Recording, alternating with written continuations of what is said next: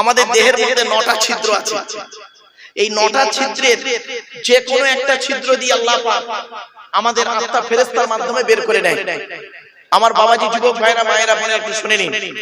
9টা ছিদ্র কি কি?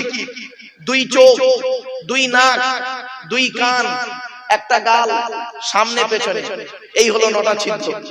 আপনাদের এলাকায় অনেক মানুষ মারা গেছে, কি নারী কি পুরুষ, গিয়ে দেখবেন, কি হিন্দু কি মুসলিম, লোকটা মরে গেছে, গিয়ে দেখবেন লোকটা মরে গেছে, পেশাব ফিরে ফেলেছে, বুঝে নেবেন আল্লাহ আত্মাটা ওর পেশাবের রাস্তা দিয়ে বের করেছে। কোথায় আছেন আপনি? লোকটা মারা গেছে, গিয়ে দেখবেন পায়খানা ফিরে ফেলেছে, বুঝে নেবেন আল্লাহ ওর আত্মাটাকে পায়খানা রাস্তা দিয়ে বের করেছে। লোকটা মারা গেছে, দেখবেন লোকটার চোখটা চেয়ে আছে। লোকটা মারা গেছে, গালটা হাঁ করে আছে। লোকটা মারা গেছে, ঘাটটা বেঁকে আছে, হাতটা খিচে আছে। আবার দেখবেন লোকটা মারা গেছে, দেখলে মনে হবে লোকটা ঘুমিয়ে আছে। কিভাবে মরতে চান? ঈমান নিয়ে যদি সততার সঙ্গে মৃত্যুবরণ করতে চান, তাহলে বাবা এই কোরআন হাদিস ইজমা কিয়াসের কিছু কথাগুলো শুনে প্র্যাকটিক্যাল করে, অর্থাৎ আমল করে বাড়ি যান। চলো, আপনাদের এলাকায় কোনো মানুষ মারা গেলে সর্বপ্রথম আপনারা তাকে কি করেন? মুসলমানরা আমরা তাকে কি করি? গোসল দিয়ে, কাফন পরিয়ে, জানাজা পড়িয়ে, মাটি দিয়ে চলে আসি, তাই তো নাকি? আচ্ছা, 20 দিন পরে কোনদিন কবরের দুটো বাঁশ সরিয়ে দেখেছেন কেমন আছে? দেখেন, একবার দেখবেন, চিন্তা ভাবনা পাল্টে যাবে। কি হয় জানেন? মানুষকে মাটি দিয়ে আসার পর সর্বপ্রথম দেহের যে অঙ্গটা পছন্দ ধরে, তার নাম হলো না। এজন্য মানব দেহ যখন গরম হয়, সর্বপ্রথম ঘামে এই না। 6 থেকে 8 দিন পর, 6 থেকে 8 দিনের মধ্যে মাথার চুলগুলো, গায়ের লোমগুলো, হাতের নখগুলো খসে খসে পড়ে যায়। 10 থেকে 12 দিন পর ব্রেনটা পচে গিয়ে নাক দিয়ে, কান দিয়ে, গাল দিয়ে গলাতে থাকে। 18 থেকে 20 দিন পর পেটটা ফেটে যায়, পোকায় তৈরি হয়। 2 মাস পর চামড়া মাংস পোকায় খেয়ে নেয়। 2 বছর পর দেহের সমস্ত হাড়গুলো মাটি খেয়ে নেয়, কয়েক কটা হাড় ছাড়া। কোথায় গেল ও সুন্দরী নারীরা, ও সুন্দর যুবকেরা, কোথায় গেল তোমাদের সুন্দর দেহ? মাটির দেহ মাটি হবে, পুড়ে হবে ছাই।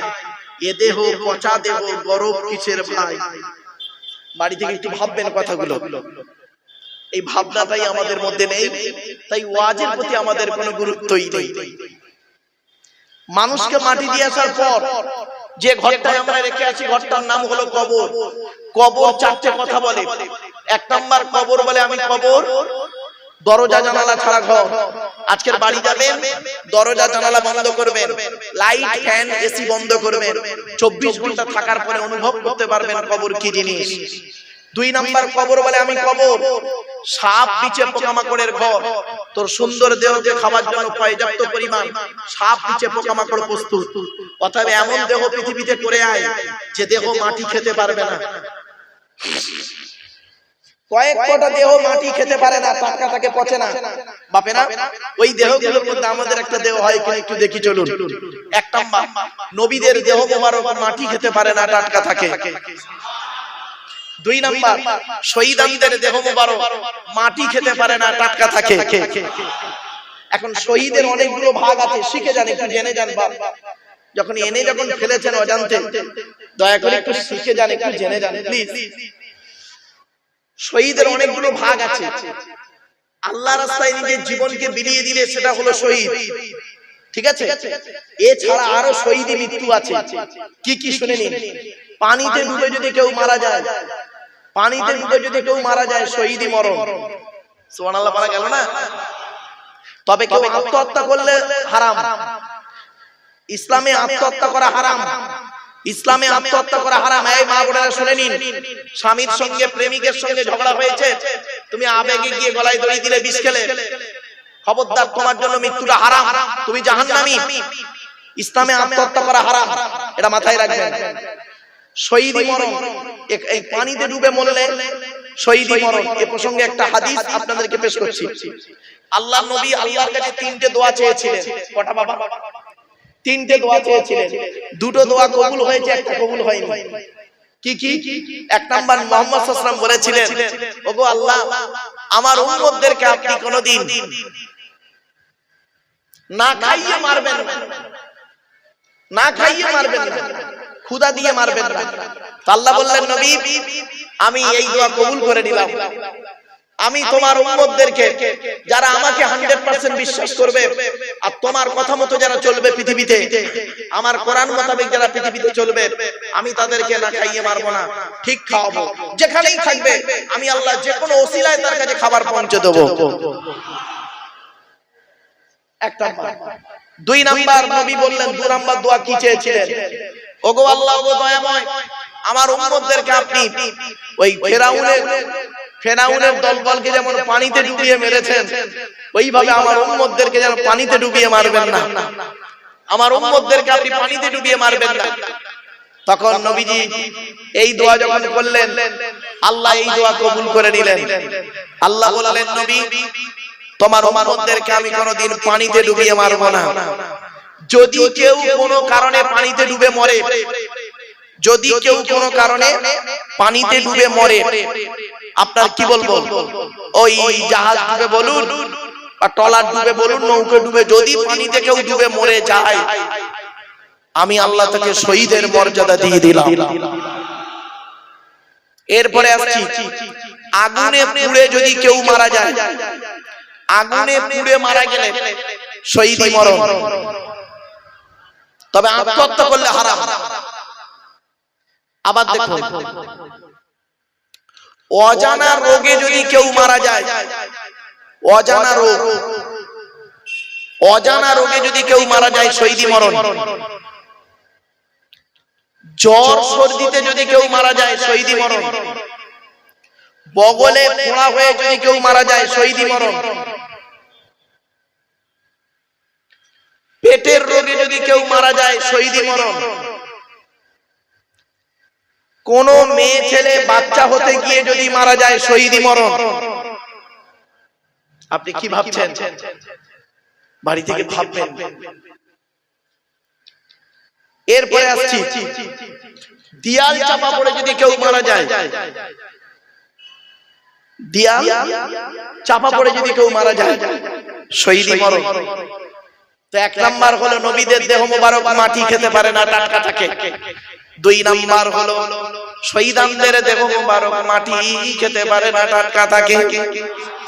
তিন নাম্বার হলো মোকাম্মাল কোরআনী হাফেজের দেহ, মোকাম্মাল কোরআনী হাফেজের দেহ মাটি খেতে পারে না, টাটকা থাকে। এজন্য আপনাদেরকে করজোড়ে বলে যাচ্ছি, বাপ আমার মা বোনরা শুনে নিন, পেট থেকে যদি আল্লাহ একটা সন্তান দেয়, ওই একটা সন্তানকে অন্তত কোরআনে হাফেজ করাবে, কোরআনে হাফেজ করাবেন। হাফেজের মর্যাদা এত বেশি আপনারা জানেন না। বাপেরা শুনে রেখে দিন, কোন হাফেজ সাহেব যদি মারা যায়, কিয়ামতের মাঠে ওই হাফেজ সাহেবের বাপ আর মায়ের মাথায় আল্লাহ নূরের টুপি পরাবে। এজন্য বাবা অনুরোধ করে বলে যাচ্ছি, আপনাদের মাথায় ঢোকানো আছে হাফেজ সাহেব ওলি সাহেব বলে খাওয়াবে কি, খাবে কি? রিজেকের মালিক হলো আল্লাহ। কোরআনে আল্লাহ পাক বলেছেন, পাঁচটা জিনিস বান্দা কারোর বলার ক্ষমতা নাই, আমি আল্লাহই জানি। পৃথিবীর কোনো ব্যাটার বলার ক্ষমতা নাই, 100% আমি আল্লাহ জানি। এক নাম্বার কোরআন বলছে, ইন্নাল্লাহা ইনদাহু ইলমুস সাআ, কিয়ামত কবে হবে বান্দা তোরা কেউ জানিস না, আমি আল্লাহই জানি। তবে কিয়ামতের কিছু নিদর্শন আমি আল্লাহ আমার নবীকে জানিয়ে দিয়েছি। সেই নিদর্শনগুলো দেখেই বুঝতে পেরে যাবি যে এবার পৃথিবী ধ্বংসের দিকে। সেই কিছু নিদর্শন আজ আপনাদের বলবো, দেখে যাবেন না, কেউ বলবো আজকে। দুই নাম্বার আল্লাহ বললেন, ওয়ায়ুনাজ্জিলুল গায়স, কোন মেঘে কতটা কখন পানি বর্ষণ হবে বান্দা তোরা কেউ জানিস না। যদি বলেন হুজুর আবহাওয়া দপ্তর তো বলে, আবহাওয়া দপ্তর কি বলে শুনবেন, সম্ভাবনা আছে এত কিলোমিটার বেগে ঝোড়ো হাওয়া বইতে পারে, ঠিক না বেঠিক? আকাশে মেঘ উঠেছে, বৃষ্টি হবে, সেই মেঘ চলে গেল সাইডে, পরিষ্কার হয়ে গেল, অন্য জায়গায় বৃষ্টি হলো। আল্লাহ বলে বান্দা 100% পৃথিবীর কারোর বলার ক্ষমতা নাই। 3 নাম্বার হলো ওয়ায়ালামু মা ফিল আরহাম, মায়ের পেটে কি আছে। চোর হবে না ডাকাত হবে, আলেম হবে না হাফেজ হবে, কারোর বলার কোনো ক্ষমতাই নেই। এখানে অনেকে মনে মনে ভাবছেন নবীর ছেলে নবী হবে, খবরদার নয়, ভাববেন না নবীর ছেলে নবী হবে না হবে এমন কোনো গ্যারান্টি নেই। পীরের ছেলে পীর হবে এমন কোনো গ্যারান্টি নেই। ডাক্তারের ছেলে ডাক্তারি হবে এমন কোনো গ্যারান্টি নেই। ঠিক না বেটি? পরিশ্রম করতে হবে, যদি আল্লাহ তকদিরে রাখে তবেই সে ডাক্তারের ছেলে ডাক্তার হবে, মাস্টারের ছেলে মাস্টার হবে। পরিশ্রম করতে হবে। ঠিক না বেটি? কথাগুলো বুঝতে পারছেন? অসুবিধা হচ্ছে আপনাদের? এরপরে 4 নাম্বার হলো ওয়ামা তাদরি নাফসুম মাযা তাকসিবু গাদা, আগামী কাল বান্দা কি খাবার খাবে, কত টাকা উপার্জন করবে, কোথায় খাবে এ বলার ক্ষমতা কারণ নাই। আমি আল্লাহই জানি তুমি কোথায় খাবে আগামী কাল। অনেকে মনে মনে ভাবছেন মারুফ ভাই আপনি কি বলছেন, কি বলছেন? আমার ঘরের ফ্রিজে আজকে গোশত রাখা আছে, আমার স্ত্রী কালকে আলু দিয়ে রান্না করবে, আমি খাবো দুপুরবেলা। আল্লাহ বলে শোন, তোর স্ত্রী রান্না করে দেবে, তুই বেসিনে হাতটা দিয়ে গালে ভাত তুলবি, হঠাৎ তোর মোবাইলটা বেজে উঠবে, কে ফোন করেছে? তোর বড় শালা ফোন করেছে। ফোনটা রিসিভ করবি, ওদিক দিয়ে তোর বড় শালা বলবে দুলা ভাই আব্বা মরে গেছে। খাওয়া শেষ, দেগঙ্গায় চায়ের দোকানে বসে ঘুগনি আর রুটি খাচ্ছে বেলা 2টার সময়। খাবার কথা কি ছিল? আল্লাহ বলেন মা তাদরি নাফসুম মাযা তাকসিবু গাদা, আগামী কাল বান্দা কি খাবার খাবে, কোথায় খাবে, কতটা উপার্জন করবে, লাভ হবে না লস হবে এ বান্দা বলার কোনো ক্ষমতাই নেই। 5 নাম্বার হলো ওয়ামা তাদরি নাফসুম বিআইনি আরদিন তামুত, কোন জমিনে কোথায় কি অবস্থায় কেমন করে কবে তোমার মৃত্যু হবে বান্দা তুমি জানো না, আমি আল্লাহই জানি। হয়তো অনেকে মুরব্বীরা মনে মনে ভাবছেন আমার মৃত্যু আমার ঘরেই হবে। আল্লাহ বলছেন নবী তুমি বলে দাও কুল্লাউ কুনতুম ফি বুয়ুতিকুম লাবারাসাল্লাযীনা কুতিবা আলাইহিমুল কতলু ইলা মাদাজিহিম, নবী তুমি বলে দাও মৃত্যু যদি তোমার যুদ্ধের ময়দানে কপালে লেখা থাকে, ঘরের বিছানায় শুয়ে থাকবে, কৌশল করে ঠিক ওই জায়গায় পৌঁছে দেওয়া হবে। কিছু বুঝতে পারছেন বাবা? তাই এজন্য আপনাদেরকে অনুরোধ করে বলে যাচ্ছি, তাহলে 1 নাম্বার হলো নবীদের দেহ মোবারক মাটি খেতে পারে না, 2 নাম্বার হলো শহীদানদের দেহ মোবারক, 3 নাম্বার হলো মুকাম্মাল কোরআনে হাফেজের দেহ মাটি খেতে পারে না, 4 নাম্বার হলো হাক্কানি আলেমের দেহ মাটি খেতে পারে না। হাক্কানি আলেম কি আলেম? জোরে বলুন বাবা। শব্দটা কিন্তু আমি 3 বারে ব্যবহার করেছি। হাক্কানি আলেম কাকে বলে? খালে গালে দাড়ি রাখলে মাথায় টুপি দিলে আর কোরআনের আয়াত বললে হাদিস বললে হাক্কানি আলেম নয় বাবা। আল্লাহর নবী বলেছেন আল্লাহু আজওয়াদু জুদান ওয়া আনা আজওয়াদু বানি আদম ওয়াজাদুহুম বাদি রাজুলুন আলিমা ইলমান ফানাশরাহু ইয়াতি ইয়াউমাল কিয়ামাতি আমিরান ওয়াহিদা। আল্লাহর নবী বলেন আল্লাহ হলেন সবথেকে বড় দাতা, আল্লাহর পরে বড় দাতা হলাম আমি মুহাম্মদ সাল্লাল্লাহু আলাইহি সাল্লাম। আমার পরে বড় দানশীল ব্যক্তি কে জানো? পৃথিবীর ওই আলেম, ওই জ্ঞানী লোকটা যিনি জ্ঞান অর্জন করেছেন, জ্ঞান মোতাবেক নিজে চলেছেন, সমাজের মানুষকে বলেছেন, তার জ্ঞান থেকে মানুষ উপকৃত হতে পেরেছে, ওই শ্রেণীর জ্ঞানী লোকেদেরকে কিয়ামতের মাঠে আল্লাহ এক একটা দলের আমির নেতা করে তুলবে। 1 নাম্বার জ্ঞান অর্জন করতে হবে, জ্ঞান মোতাবেক আগে নিজে চলতে হবে, তারপর লোককে বলতে হবে। শুধু বললে হবে না, লোক যেন এই শোনা থেকে উপকৃত হতে পারে এমন ওয়াজ করা চলবে না বাবা। আজ আমি ওয়াজ করে চলে যাব, কালকে আপনারা মারামারি লেগে যাবেন, আর আপনারা যদি জাহান্নামে যান সর্বপ্রথম আমাকেই দেখতে পাবেন। আল্লাহ বলে তোর বক্তব্যের মাধ্যমেই এরা সাধারণ মানুষ মারামারি করে মরে যায়, তুই আগে জাহান্নামে। কোথায় আছেন? এজন্যই বলেছিলাম বাবা 1 ঘন্টা লেকচার দিতে গেলে 3 ঘন্টা বই পড়তে হবে। মাইকের সামনে এসে কিছু বলার নাম বক্তা নয়। চলুন এগিয়ে যাই একটু একটু করে। এবার আসছি হাক্কানি আলেম। আল্লাহ রাসূল বলেছেন কুন আলিমান, হাক্কানি আলেম হও। হাক্কানি আলেম যদি হতে না পারো, আও মুতাআল্লিমান, হাক্কানি আলেমের ছাত্র হও, তাও যদি সুযোগ না পাও, আও মুস্তামিয়ান, হাক্কানি আলেমরা যেটা বলে মনোযোগ সহকারে শ্রবণ করো, আমল করো, তাও যদি সুযোগ না পাও, আও মুহিব্বান, হাক্কানি আলেমদেরকে অন্তর দিয়ে ভালোবাসো, ওয়ালা তাকুন খামিসান ফাতুহলিকু, 5 নাম্বারটা হতে যাও না, তাহলে ক্ষতিগ্রস্ত হয়ে যাবে। এই জন্য আমি ওয়াজের শুরুতেই কথাটা বলতাম, কিন্তু তখনও বলিনি, কারণ মানুষ অ্যাটেনশন হতে একটু দেরি হয়ে গেল। চলো, আপনারা দয়া করে যখন জলসা দেবেন, আমি আপনাদের দুটো হাত জোড় করে অনুরোধ করছি, আপনাদের অনুরোধ করছি, বাবা জলসা যখন দেবেন 3টে জিনিসকে ঠিক রাখবেন। 71 বছরের জলসা, আল্লাহর ওলির নামে জলসা দিচ্ছেন, আল্লাহর ওলির রুহানি আত্মাটা নিশ্চয়ই খবর পাচ্ছে, আল্লাহ তাকে জানাচ্ছেন রুহানি আত্মাকে, আমারে ভুল বুঝবেন না। 3টে জিনিসকে ঠিক রাখবেন। 1 নাম্বার হলো বক্তা, 2 নাম্বার হলো কমিটি, 3 নাম্বার হলো শ্রোতা। বক্তার কি দেখবেন? বক্তার দুটো জিনিস দেখবেন। 1 নাম্বার দেখবেন বক্তাটি সত্যিকারের আলেম কিনা, সত্যিকারের আলেম কিনা, এডুকেটেড পারসন কিনা, শিক্ষিত মানুষ কিনা। শুধু বক্তাটা ডিগ্রি থাকলে হবে না, বক্তাটার আমল আছে কিনা দেখবেন। বক্তা নিজে 5 ওয়াক্ত নামাজ পড়ে কিনা, বক্তাটি রমজান মাসে রোজা রাখে কিনা, বক্তাটি ওর বাবা-মার ভাত দেয় কিনা, বক্তাটি ওর ভাই বোনের ফারাইজে অংশ দিয়েছে কিনা, বক্তাটি ওর প্রতিবেশীর সঙ্গে ভালো আচরণ করে কিনা, বক্তাটি ওর ছেলে মেয়ের দায়িত্ব পালন করে কিনা, বক্তাটি ওর স্ত্রীর হক আদায় করে কিনা, বক্তাটির চরিত্রটা ঠিক আছে কিনা। আমি বলিনি, আমারে ভুল বুঝবেন না বাবা। বক্তারি কোন নেশাভান করে কিনা। আল্লাহর নবী বলেছেন কুল্লু মুস্কিরিন হারাম, প্রত্যেকটা নেশাদ্রব্য জিনিস মস্তিষ্কের বিকৃতি ঘটায়, ওটা হলো হারাম। বাড়ি থেকে একটু ভাববেন, আমরা মদখোরদের ঘৃণা করি, সুদখোরদের ঘৃণা করি, জেনাখোরদের ঘৃণা করি, তাই না? আরো ঘৃণার পাত্র অনেক আছে, তাদেরকে আমরা শ্রদ্ধা করি।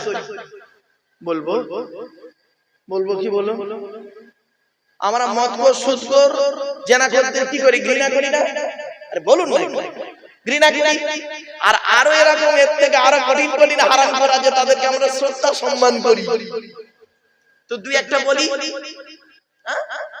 কলমের হারামিপনা, শিক্ষিত মানুষ কলমের হারামিপনা, তো ওটা নয় বাদ দিলাম। অনেক কোরআন হাদিস জানে না, কিন্তু কোরআন হাদিস জানে। গালে দাড়ি মাথায় টুপি বড় পাঞ্জাবি, গালে দাড়ি মাথায় টুপি বড় পাঞ্জাবি, দিল্লি, বোম্বাই, মিরাট, সুরাট, গুজরাট, হায়দ্রাবাদ, আহমেদাবাদ, লখনউ, বেনারস, আসাম, ত্রিপুরা, মেঘালয়, মণিপুর, ইম্ফল, যোধপুর, জয়পুর, ভাইজাগ, পাটনা, কটক, ভুবনেশ্বর, ব্যাঙ্গালোর, চেন্নাই থেকে শুরু করে কর্ণাটকের কোচি পর্যন্ত কি হলো? মাদ্রাসা মসজিদের নামে চাঁদা তুলে, মাদ্রাসা মসজিদের নামে চাঁদা তুলে নিজের গাড়ি বাড়ি বিল্ডিং করে নিল।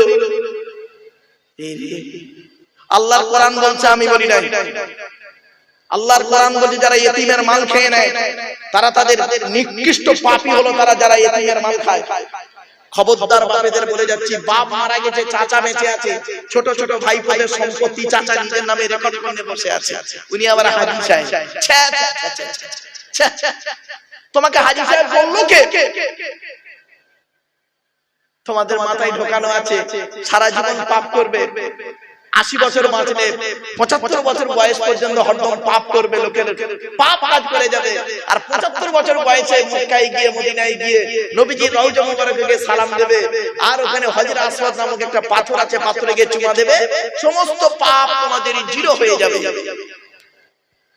তাই যদি হতো, নবীজি এটাই বলে যেতেন, সারা জীবন যা পাপ করবি করবি, পৃথিবীতে পাপ যখনই থাকবি সেখানে পাপ করবি, করার পরে একবার কোন রকম কষ্ট করে মক্কায় চলে আসবি, এসেই তোরা খালি হজরে আসওয়াদে চুমা দিবি, ব্যাস তোরা খালাস হয়ে যাবি। তাহলে এই কোরআনটার পাঠানোর দরকার ছিল না, এই কোরআনটা পাঠানোর দরকার ছিল না। এই কোরআনের ৬৬৬৬টা আয়াত, কেউ বলেছেন ৬২৩৬টা আয়াত, ৩,২৩,২১৫টা অক্ষর। এই কোরআন ২২ বছর ৯ মাস ১৪ দিন কম বেশি ২৩ বছর ধরে কোন ঘটনাকে কেন্দ্র করে, কোন ব্যক্তিকে কেন্দ্র করে, কোন বস্তুকে কেন্দ্র করে কোরআনের আয়াতগুলো নাযিল হয়েছে। ৬০০০ আয়াত নাযিল হয়েছে, ১২,০০০ জায়গায় নাযিল হয়েছে। জোরে বলো। আমার বাপেরা, কথাগুলো শুনতে সাময়িক একটু খারাপ লাগবে, কিন্তু অতি বাস্তব কথা বললাম, আমাকে ভুল বুঝবেন না। আল্লাহ রাসূল বলেছেন, আচ্ছা আগে কোরআনটা বলি। কোরআনের কথায় লেখা আছে ৪ নম্বর পারা ১৭ নম্বর পৃষ্ঠা ১৪ নম্বর লাইন, সূরার নাম সূরা নিসা ১০ নম্বর আয়াত। ইন্নাল্লাযীনা ইয়াকুলুনা আমওয়ালাল ইয়াতামা যুলমান ইন্নামা ইয়াকুলুনা ফি বুতুনিহিম নারা ওয়া সায়াসলাউনা সাঈরা। আল্লাহর কোরআন বলছে, নিশ্চয়ই যারা ইতিমের মাল খেয়ে নেয়, ইতিমের মাল যারা ভক্ষণ করে, তারা তাদের পেটে নরকের আগুনগুলো ঢোকাতে শুরু করে। আমি আল্লাহ তাদের জন্য সাঈর নামক জাহান্নাম নির্ধারিত করে রেখে দিয়েছি। আপনি কি ভাবলেন? আল্লাহর নবী বলেছেন, মান আওয়া ইয়াতীমান ইলা তাআমিহি ওয়া শারাবিহি আওজাবাল্লাহু লাহুল জান্নাহ। কোন ব্যক্তি যদি কোন ইতিম বাচ্চার মাথায় হাত বুলায়, কোন ব্যক্তি যদি কোন ইতিমকে আশ্রয় দেয়, কোন ব্যক্তি যদি কোন ইতিমকে খাবার খাওয়ায়, কোন ব্যক্তি যদি ইতিমকে পানি পান করায়, আওজাবাল্লাহু লাহুল জান্নাহ, ওই ব্যক্তির জন্য জান্নাত ওয়াজিব হয়ে যায়। আপনি জান্নাত খুঁজতে এসেছেন ঈদগাহ জলসার প্যান্ডেলে, আপনি জান্নাত খুঁজতে গেছেন মসজিদের ভিতরে, আর আল্লাহর নবী বলছেন জান্নাত কোথায় আছে জানিস? তোর বাবার পায়ের তলায়। ইন্নাল জান্নাতা তাহতা আকদামিল উম্মাহাত। তোর বাপ আর মায়ের পায়ের তলায় তোর জান্নাত। জোরে বলো। মায়ের ওষুধ কেনার পয়সা দেয় না, শাশুড়ির হজে নিয়ে যাচ্ছে। উনি ভালো জামাই, রাগ করবেন না। আমরা এখানে অনেকে আছি ভালো ছেলে হতে পারি, ভালো জামাই হতে পেরেছি। এজন্য আপনাদের অনুরোধ করছি, আগে ভালো ছেলে হন, পরে ভালো জামাই হবে। আমার শ্বশুর লোককে কি বলে জানেন? আমার শ্বশুর লোককে বলে আমার জামাই খুব ভালো। আমার শাশুড়ি লোককে বলে আমার জামাই খুব ভালো। আর আমার জন্মদাতা বাপটা কি বলে শুনবেন? ওকে জন্ম দিয়ে পাপ করেছি। পেটে ধরা মাটা কি বলে শুনবেন? পেটে ধরে ভুল করেছি। কেন?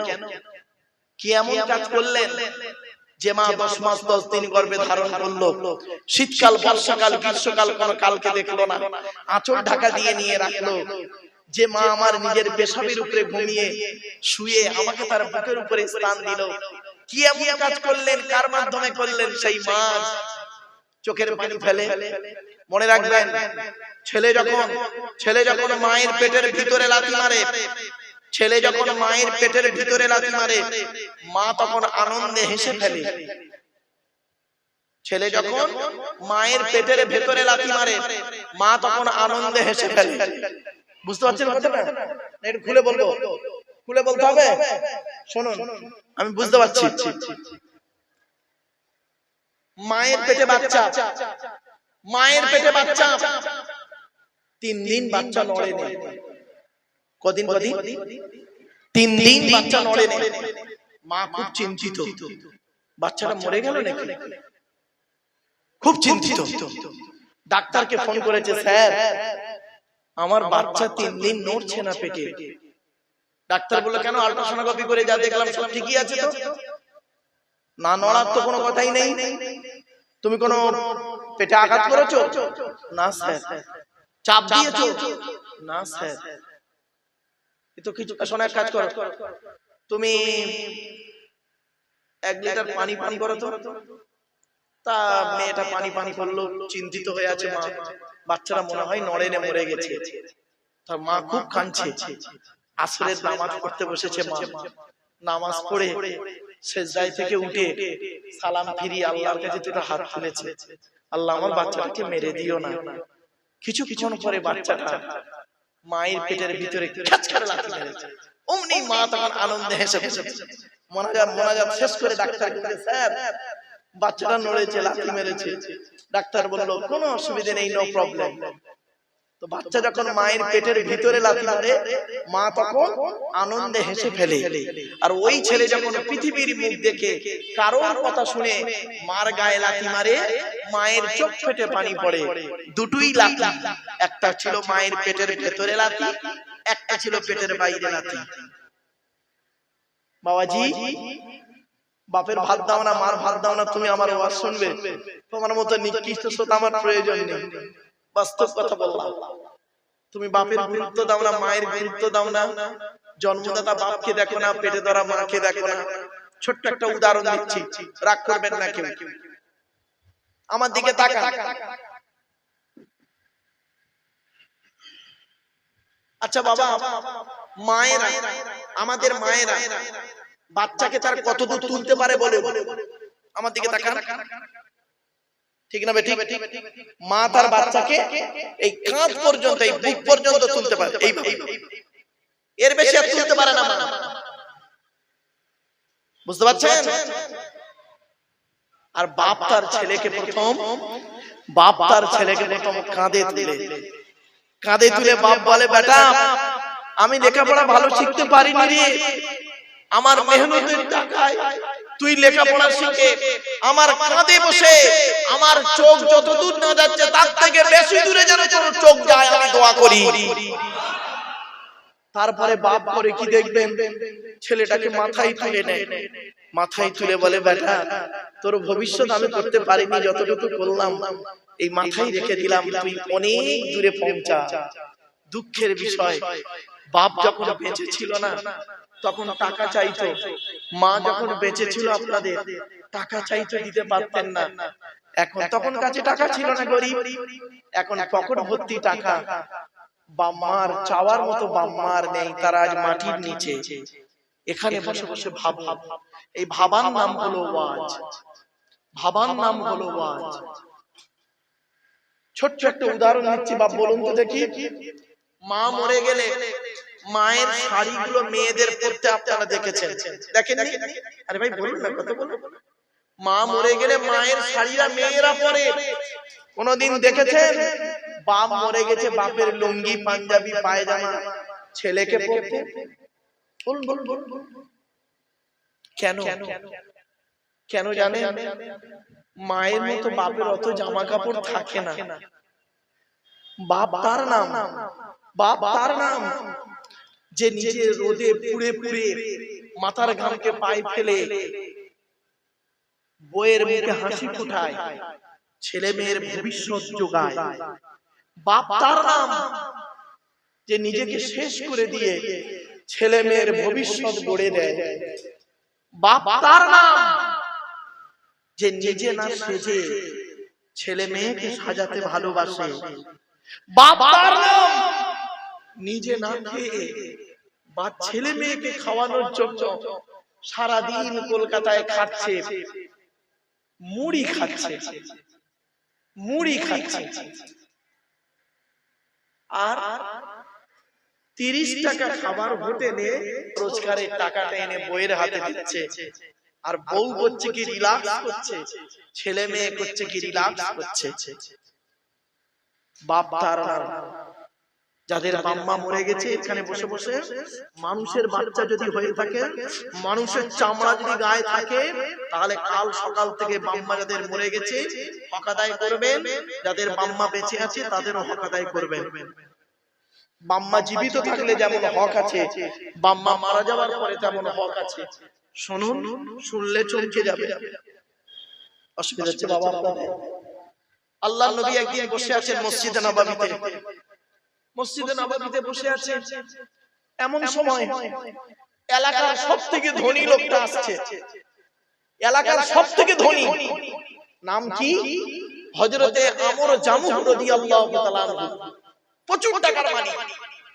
উনি আসছেন, নবীজির ডান দিকে বসে আছেন হযরত আবু বকর সিদ্দিক রাদিয়াল্লাহু তাআলা আনহু।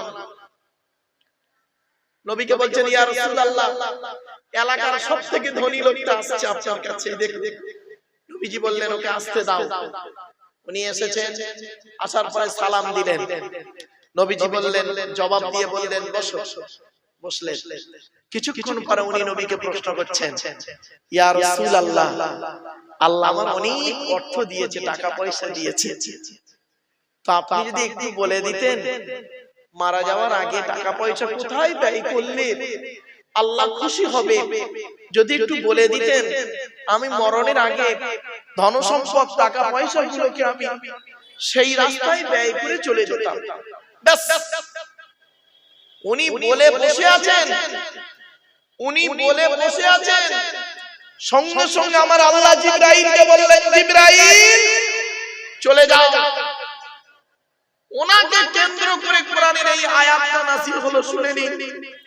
ইয়াসআলুনাকা মাযা ইউনফিকুন কুল মা আনফাকতুম মিন খায়রিন ফালিল ওয়ালিদাইনি ওয়াল আকরাবিন। 2 নম্বর পারা 12 নম্বর পৃষ্ঠা 13 নম্বর লাইন, সূরার নাম সূরা বাকারা। নবী তোমাকে ওরা প্রশ্ন করছে টাকা পয়সা কোথায় ব্যয় করলে আল্লাহ খুশি হবে। নবী তুমি বলে দাও টাকা পয়সাগুলো সর্বপ্রথম তোমরা তোমাদের বুড়ো বুড়ি বাম্মার পিছনে ব্যয় করবে, আল্লাহ খুশি হয়ে যাবে। গাছের প্রথম ফলটা পীর সাহেব মনি সাহেবরা না খাইয়ে জন্মদাতা বাম্মাকে খাওয়াবে। ব্যবসার প্রথম টাকাটা, লাভের টাকাটা একে তাকে না খাইয়ে জন্মদাতা বাম্মার গালে তুলে দেবে। পৃথিবীর সকলের দোয়া কবুল হতে পারে না পারে, পীর সাহেবের দোয়া কবুল হতেও পারে না পারে, কোনো গ্যারান্টি নেই। মুফতি সাহেব, মাওলানা সাহেব, ইমাম সাহেব, বক্তা সাহেবের দোয়া কবুল হতেও পারে নাও পারে, কোনো গ্যারান্টি নেই। কিন্তু 3 ব্যক্তির দোয়া আল্লাহর দরবারে কবুল হবেই হবে 100%। 1 নাম্বার হলো নবী বলেছেন সালাসু দাওয়াতি মুস্তাজাবাতিন লা শাক্কা ফিহি। 1 নাম্বার হলো দাওয়াতুল মাজলুম, অত্যাচারকৃত মানুষের দোয়া।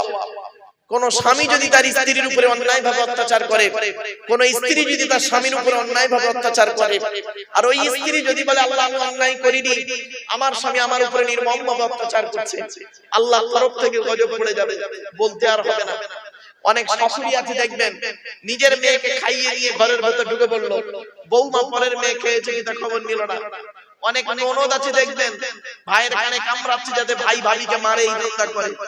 অনেক বৌমা আছে দেখবেন ডেঞ্জার, স্বামীর ইনকাম বেশি, স্বামীটাকে নিয়ে ছেলেটাকে মেয়েটাকে নিয়ে খালি আলাদা খাবার ধান্দা করে। একই দিয়ালের এপারে স্বামী স্ত্রী ছেলে মেয়েকে নিয়ে মুরগির গোশত দিয়ে ভাত খায়, আর শ্বশুর শাশুড়ি বুড়ো বুড়ি দিয়ালের ওপারে আলু ভর্তা ডাল খাচ্ছে। ওই বৌমার একটু বিবেকে বাঁধলো না, আজকে আমার বাম্মা যদি থাকতো আমি গোপনে এক পিয়ালা তরকারি দিয়ে আসতাম।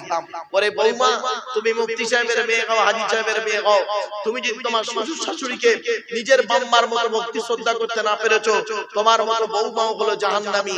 ইসলাম এক পেশে কথা বলে না। 2 নাম্বার হলো ওয়াদাওয়াতুল মুসাফিরিন, মুসাফিরের দোয়া আল্লাহ কবুল করে। 3 নাম্বার হলো ওয়াদাওয়াতুল ওয়ালিদি আলা ওয়ালাদিহি, কোন বাপ আর মা যদি নিজের কলিজার টুকরা সন্তানের জন্য দোয়া চেয়ে যায়, বিদ্যুতের থেকে দ্রুত গতিতে বাম্মার দোয়াটা আল্লাহর দরবারে কবুল হয়ে যায়। এজন্য বাপেদের অনুরোধ করে বলে যাচ্ছি, যাদের বাম্মা বেঁচে আছে এখনো সুযোগ আছে, এই সুযোগটা হাতছাড়া করবেন না। আল্লাহর নবী বললেন, এই কথা বলার পরে নবীজির সামনে একজন সাহাবী যুবক ছেলে বললেন, ইয়া রাসূলুল্লাহ, যুদ্ধের ময়দানে গিয়েছিলাম, এসে দেখছি আমার মা মারা গেছে, এখন আমি কি করব বলুন? আমার মা মারা গেছে, আমি এখন কি করব? নবীজি বললেন, তুমি তোমার মায়ের জন্য 2টো কাজ করবে। 1 নাম্বার, তুমি তোমার মায়ের জন্য রুহে মাগফিরাতের দোয়া চাইবে, যেন আল্লাহ তোমার মাকে ক্ষমা করে দেয়, জীবনের গুনাহগুলি ক্ষমা করে দেয়। 2 নাম্বার হলো, ও যুবক, তুমি তোমার মায়ের জন্য দান খয়রাত করবে, কবরে শুয়ে শুয়ে তোমার মা সওয়াব পাবে। একজন ব্যক্তি দাঁড়িয়ে বললেন, ইয়া রাসূলুল্লাহ, আমার বাপও নেই মাও নেই, দুজনেই অন্ধকার নীরব নগরে চলে গেছে, আমি কি করব? আল্লাহর নবী বললেন, মান যারা কবরা আবাওয়াইহি আও বাহাদিহিমা ফি কুল্লি জুমআতিন গুফিরা লাহু ওয়া কুতিবা লাহু বারআম। নবী বলেন, জুম্মার দিনে যদি কোনো ছেলে তার বাপ আর মায়ের কবরটা একবার জিয়ারত করে, ওই ছেলের দোয়ার ওসিলায় আম্মার কবরটাকে আল্লাহ আলোয় আলোকিত করে দেয়। মাসে যদি 4টে শুক্রবার হয়, বছরে হলো 48টা, 8 বার যান বাম্মার কবরে। তা আপনি আপনার বাম্মার কবর জিয়ারত যদি শুক্রবারে না করেন, আপনি আশা করলেন কি করে? আপনি মরে গেলে আপনার ছেলে আপনার জন্য দান খয়রাত করবে, এই আশা করতে আপনার লজ্জা লাগলো না? আপনি আপনার বাম্মার কবর জিয়ারত করেন না, আপনি আপনার বাম্মার জন্য দান খয়রাত করেন না, তা আপনি আশা করলেন কি করে যে আমি মরে গেলে আমার ছেলে আমার নামে অনেক কিছু করবে?